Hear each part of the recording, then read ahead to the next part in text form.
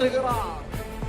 இதோ உங்கள் மத்தியிலே நம்முடைய தமிழின போராளி, குடும்ப தலைவர், நம்மை ஒற்றுமைப்படுத்தியவர், நீதியை கேட்டவர், சமூக நீதியை கேட்டவர், சமூக ஒற்றுமையை வளர்த்தவர், அனைத்து சமுதாய மக்களுக்காக உரிமை குரல் எழுப்பியவர், போராடுகிறவர், காலமெல்லாம் உங்களுக்காக போராடுவேன் என்று சொல்லுகிற மருத்துவர் ஐயா, தமிழின போராளி மருத்துவர் ஐயா, சமூக நீதியை வென்றவர், சாதி வாரி கணக்கெடுப்பை எடுக்க சொல்லி சட்டத்தை இயற்ற வைத்த மாபெரும் தலைவர். இதோ உங்கள் மத்தியில் நம்முடைய மருத்துவர் ஐயா. 50 ஆண்டு கால அயராத உழைப்பு. இப்பொழுது வன்னியர் சங்க கொடியை ஏற்ற போகிறார். இதே போல கிராமம் கிராமமாக சென்று இளைஞர்களை நல்வழிப்படுத்தியவர், வளர்த்தவர்.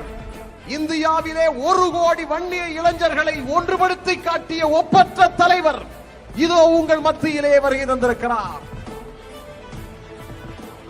ஆர்ப்பரிக்கின்ற மக்கள் வெள்ளத்திலே இப்படிப்பட்ட ஒரு மாநாடு, அந்த மாநாட்டிலே இதோ நம்முடைய காவலர் தெய்வம், நமக்காகவே உழைத்தவர், 50 ஆண்டு காலமாக உழைத்தவர், இறுதி வரை உழைப்பேன் என்று சொன்னவர், இடஒதுக்கீட்டை நமக்கு மட்டுமல்ல அனைத்து சமுதாய மக்களுக்கு வாங்கி கொடுப்பேன் என்று சொன்ன அற்புத தலைவர், நம்முடைய காவல் தெய்வம், தமிழின போராளி மருத்துவர் ஐயா அவர்கள் இதோ வருகிறார்.